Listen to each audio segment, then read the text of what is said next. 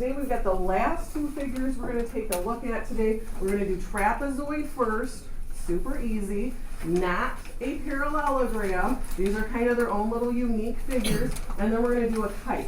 Kite is really easy. Kite is just 4 right triangles, hence why we cover all that right triangle stuff before we get into kites. But first, hey, let's do a little review stuff of a key here. Rectangle, rectangle. All right, so of course you know all the corners are 90 degrees. We also know this other diagonal bisects, so I know this guy's going to be 8.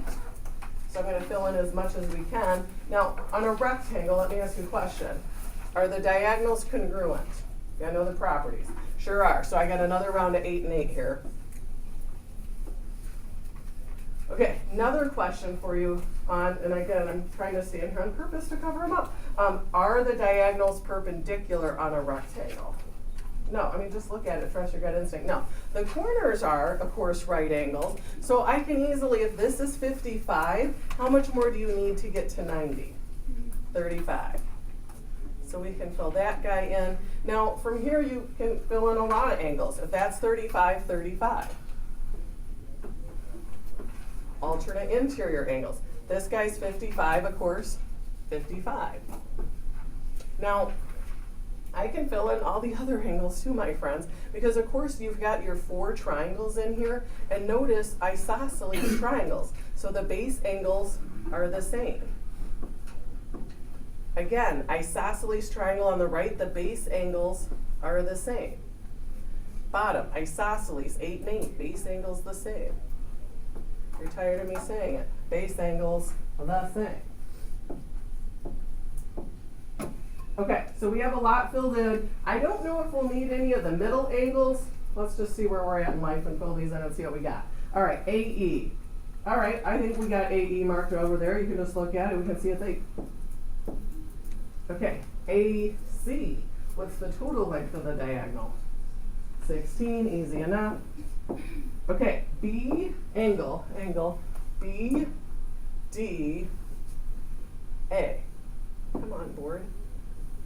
Okay, so of course we've got it filled in. We know it's 35. I'm going to put it next to it so I'm not at the bottom. Okay, measure of angle C, B, D, which again I clearly have filled in and labeled 35. I like it. Okay, DB. So what's your other diagonal? D all the way to B is also 16. I know the yellow doesn't show up very well. That's a 16. Okay. And then AB. Okay, well, ooh boy. AB. Do we know any of the sides of the triangle? Negative. So here we go. We got to do some work. So again, I'm just going to focus in on the fact there's some right triangles in here. Doesn't matter which one we look at. I need AB, so I'm really looking at this guy. So I need to get this. So here's what I'm going to have to do is I'm going to use some SOHCAHTOA, of course, on it. Now, it doesn't matter if you work off the 35 or the 55 angle. I don't know. I feel like working small today. I'm going to go 35. So I need the opposite side. So right now, I'm already thinking it's sine or tan, opposite. And look at, you know the hypotenuse, because what's the total hypotenuse? What's that diagonal? 16. So I'm going to do sine, because I need the opposite, and I know the hypotenuse is 16. So here's what I said you need your calculator today. We're going to do sine of 35, opposite over hypotenuse.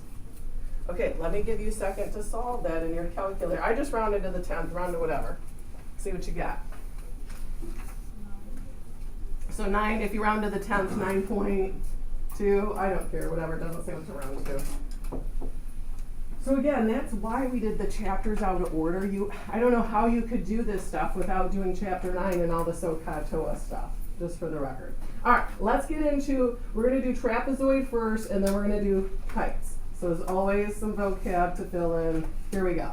So trapezoid, quadrilateral with exactly 1 pair of parallel sides.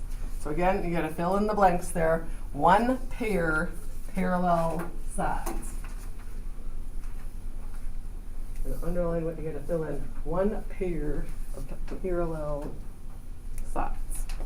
Now, this is why, and I know I've already said it a couple times, but this is why it is not a parallelogram. Parallelogram, both opposite sides are parallel. We only have one pair, not both. That's why it is not a parallelogram. So you can see, of course, you've got the little triangles on there to show you. Okay, so let me scroll it so we can see the bottom here. A trapezoid has two pairs of base angles. So you fill in the blanks there. For example, in trapezoid ABCD, angle A and angle D are a pair of base angles, and C and D are the second pairs. Okay, that's exciting. The non-parallel sides are the legs. So just vocab, just vocab. So again, one of the things we're going to talk about, because we're going to get specific and talk about isosceles, you know that word, isosceles trapezoid. So here's why we got to talk about base angles. Like this is a base angle to this guy. So that's what it's talking about. And then also these on the top would be a pair of base angles. So that's what we're talking about. It really matters more so when we get to isosceles trapezoids in a minute. Okay, I couldn't fit it all in the one slide, so here's the next thing. You know this, consecutive interior angles are what? Supplementary, they add to 180. We know that, that's nothing new. I feel like we've written that a million times this chapter.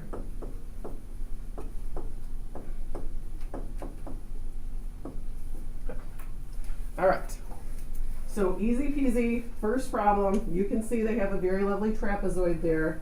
Here's the fun key word, show that it's a trapezoid. Now, definition of a trapezoid. Don't freak out, we don't have to do a lot of work. Only one pair of parallel sides. What's the easiest way to count or show parallel on a graph grid? I'm going to count rise over run. I'm going to count the slope and show there's only one pair of parallel sides. Now, let's be honest, I'm pretty sure it's this top and bottom, or the parallel ones, okay, I'm pretty sure about it. So I'm going to start with those. So first I'm going to do the slope from R to S. Okay? I'm just going to jot it on the side. I don't need a lot of work. We can count on the grid. We're good at counting. Okay, from R to S, slope, up 1 over 2. Got it. Then I'm going to do the bottom. I'm going to do O to T. Now I'm pretty confident it's going to be 1/2 also, but I'm going to count it. From O to T, we have to go up 1, 2, over 1, 2, 3, 4. Now, of course, when you reduce that, do you get a half? Obviously, yes, right? We're good at math in here, we know it. Now, I'm going to erase all of this because I'm making a mess on the graph. We have to show that it's a trapezoid, that there's only one pair of parallel sides. So, meaning I'm pretty confident looking at the graph that these other two sides are not parallel, but I'm going to show by counting the slopes they don't have the same slope. So I'm going to now do the slope of O to R. Okay, so I'm going to count the rise. 1, 2, 3, got it. What's the run? How many left or right do you go O to R? 0. Okay, all right, that's fine. Don't let 0 freak you out. What is it actually when you have 0 under the line? Can you divide by 0? No. What do we call that expression? Final answer for this. Undefined. I'm going to abbreviate. Okay, all right. Now I'm going to count, of course, we're going to do the slope. Let's do S to T. Okay, so I'm going to count rise over run, of course. S to T, you could do T to S, whatever. S to T, down to right 2. Down to right here. Okay, of course, I'm going to simplify -1. Now, easy enough, if I showed that there's only one pair of parallel sides. Yeah, that's all you do is count the slope, okay? So show that it's trapezoid. I feel like I should write something. I'm going to say only one pair of parallel sides.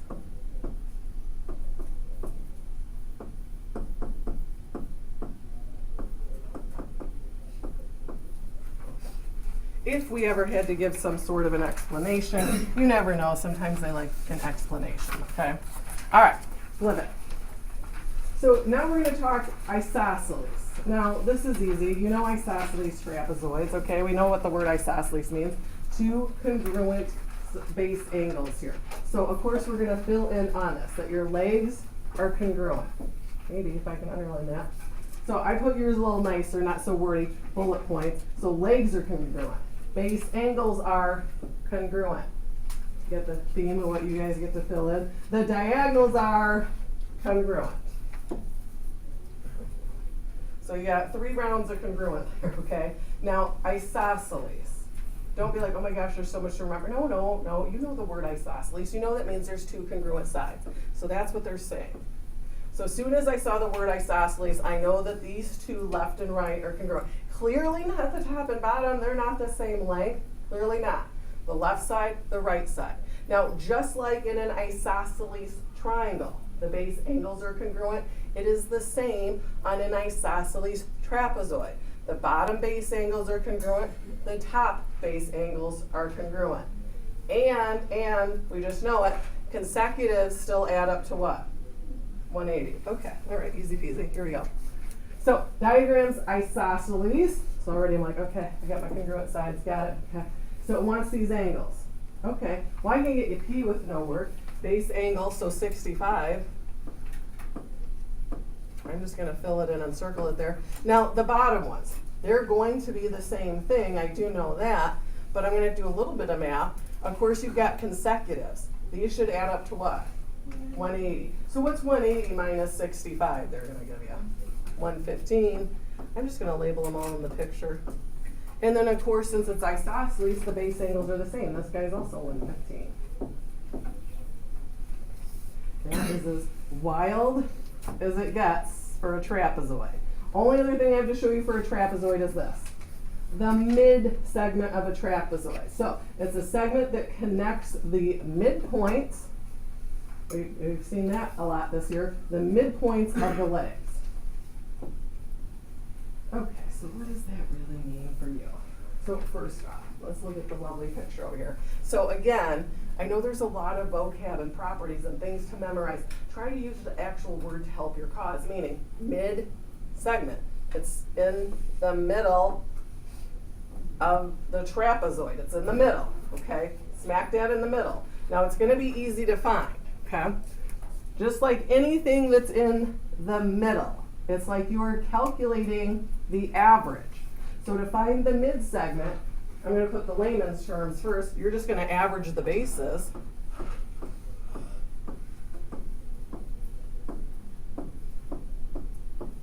So again, I don't like to have to memorize a lot of stuff if I don't have to. I'm just like mid-segment, it's in the middle. Okay, I'm going to average. I'm going to average the top and bottom.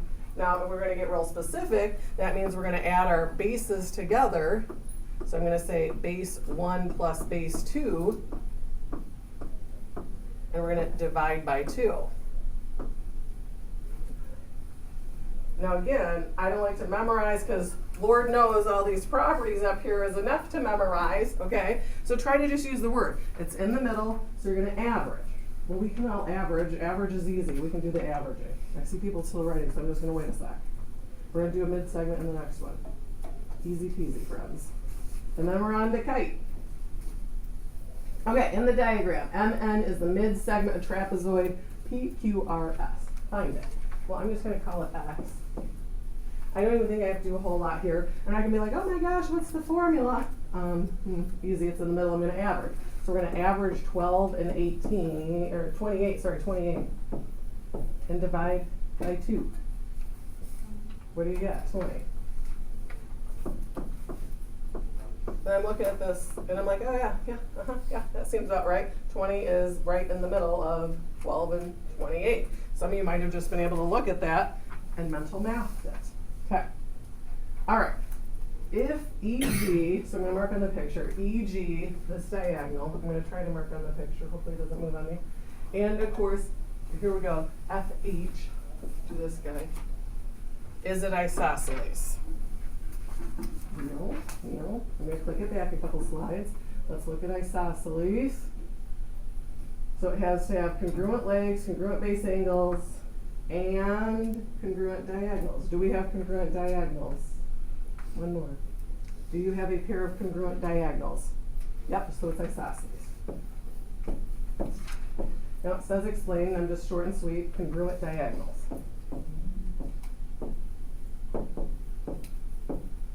That's all I'm going to write, maybe with an S there. That's easy, we got it. Now let's look at the second one here. I'm kind of on the bottom of the screen, I know. If the measure of HEF, so let's mark that. Let's mark it as we go. HEF. So this top corner here is 70. Okay, okay. And FGH. I'm going to do that one in blue. FGH. So FGH, this bottom quarter 110,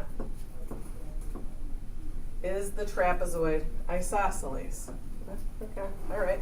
So remember, to be isosceles, we also have to have the base angles be congruent. Now here's the thing, it's asking you if it's isosceles. I can't just be like, oh yeah, 70 and 110. We got to kind of think about it just for a quick hot second here. Now, I can get you this angle up here because of the fact you have the parallel, you have consecutive interior angles. What do consecutive angles add up to? 180 for the millionth time, right? So if this is 110, of course, this is going to be 70, that whole angle, because of consecutive. I'm going to do this corner over here, same thing. If this top one is 70, what's the bottom one because it's consecutive? 110. Maybe it's going to let me write 110. Okay, so now look at it. Now that we used old knowledge first, consecutive, is it isosceles? Are your base angles congruent? Yes. So I'm going to say, yeah, it's isosceles. I'm going to say base angles congruent, because of course it has to explain. Let me scroll this up so I'm not way at the bottom. Now I'm going to get fancy. I'm going to say due to consecutive. I'm going to abbreviate because you probably are too. Interior angles. But again, I couldn't just automatically assume those base angles were congruent. We were trying to quote unquote prove that, aka show that, all the stuff, as you know. Okay, are we ready for our final, I'm a little sad almost, our final figure of kite? Are we ready for kite? Nobody's excited. Okay, good. Now, kite to me is the easiest picture, even though this looks crazy of all of this stuff. Here's why I like a kite. Because you really have 1, 2, 3, 4 right triangles in it. And we are magicians with right triangles. So, a few things you got to fill in. So, a quadrilateral that has 2 pairs, you're filling in 2, of consecutive congruent sides. Man, that's wordy. But opposite sides are not congruent. Okay, so what does that mean? I'm going to mark that on the picture. So it means these sides are congruent. So those are your consecutive right in a row, of course, and then this would be the other pair. And again, I don't, because there's so much to memorize, I'm not like, oh my gosh, there's all these, no. You have right triangles. Clearly these 2 top little right triangles are congruent. These bottom bigger right triangles are congruent. Hence why those sides are congruent, okay? We're not going to freak out and think we have to memorize a bunch of stuff. Your main diagonal, okay, the main one, the biggest one, is this guy that goes the longest, KM. Then obviously they consider the other one to be the cross diagonal, which is JL for us. Okay, diagonals, of course, are perpendicular.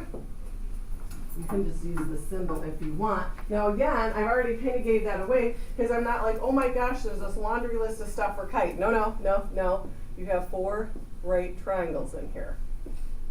The top 2 little triangles are congruent, the bottom bigger triangles are congruent, okay? One diagonal is the perpendicular, I probably abbreviated that too, bisector. We'll talk about that, of course, of the other diagonal. So what does that mean?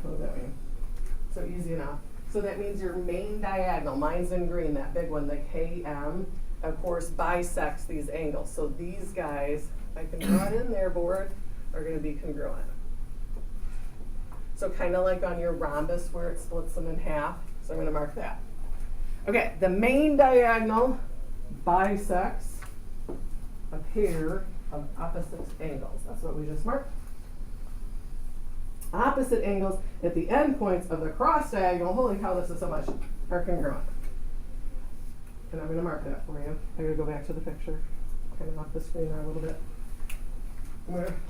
I got to scroll it up. I can't reach that. I'm too short. Okay, so that last thing means, again, these on the cross, the blue one, are congruent. I'm going to put 3 just to distinguish it from the other ones. So it looks like a lot, but it really isn't. I'm not like, oh my gosh, I gotta memorize all this. No, no, no, no. 2 little congruent right triangles at the top, 2 bigger congruent triangles at the bottom. Of course, since these are congruent, those angles are gonna be the same, and then these big corners on the left and right are the same. So don't freak out and be like, there's a million things to memorize. There's really gonna be a lot of right triangle stuff. Okay, hopefully you can see the 124 and the 80. Please copy, okay? I hope you can see those. Find the measure of D. Okay. Well, first off, we get to now review the very first section, okay?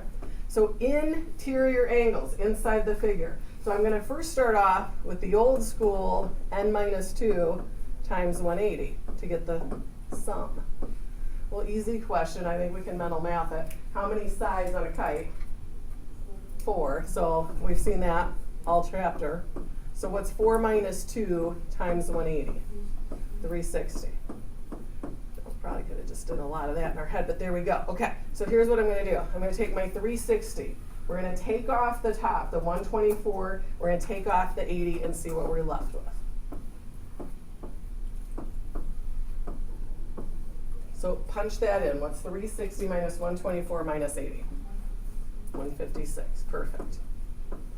Now that is how much is left for these 2 cross angles, which are congruent. I only need one of them. So how are you going to find just D? Divide by 2. So it's 156 divided by 2? 78. Got it. So there's my answer for D, 78. Just, you know, the love of math, F is 78 too. Didn't ask for it, but I'm going to label it. I just can't help myself. So you always have that cross, so think about your kite, that cross support bar is kind of how I think about it on your kite. Those 2 are always going to be the same, just for the record. All right, more wordy stuff. Ooh, this is fun, I like it. Is a kite a parallelogram? Sure not, there's like no parallel sides on it. Hey, we don't even have to explain, winning. Is a rhombus a kite? No, there's no parallel sides on a kite, that's a real obvious. No congruent sides or anything. Let me write no. Come on. In a kite, the measures of the angles are 3x, 75, 90, 120. Find the value of x. What are the measurements of the angles that are congruent? Now, I think we can save ourselves some work. Because isn't the total degrees in a kite always going to be 360? Because there's 4 sides on the kite.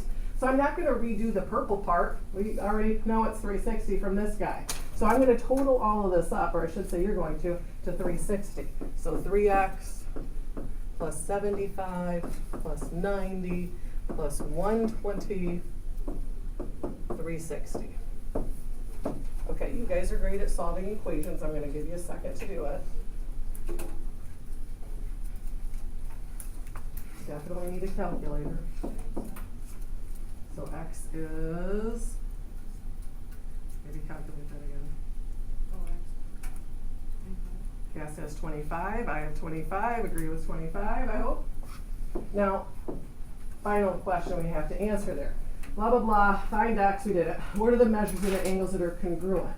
Okay, 75, 90, 120, those aren't congruent. What is this angle measurement if you put 25 in here? What's 3 times 25? 75. So that's a sloppy 5. Sorry guys, obviously my board's misbehaving today. So obviously our pair of congruent angles are the 75s. All right, easy peasy. Now the last thing, just flip it. There's nothing for you to write on here. You know I like to get carried away because I can't help myself. It's just a bunch of, I don't know, I just threw these on here for you. Just a bunch of properties about the kites, of course, about how you have your congruent triangles on there. It's just all of the same stuff. Your opposite angles are congruent, the sides congruent. It's just all the things. You know, I probably get carried away putting all this on here for you. Just remember, we've done all of these quadrilaterals. Whew, we've done all of this up here. Remember, trapezoid and kite over here are not parallelograms. They don't have those both pairs of parallel sides. So that's why they're kind of over there on the side with their own unique features. Where under parallelogram, rectangle, rhombus, square, of course, those all have the same properties of parallelogram. Plus, as you know from all that stuff on the board, some extra properties. So let's look at your homework here.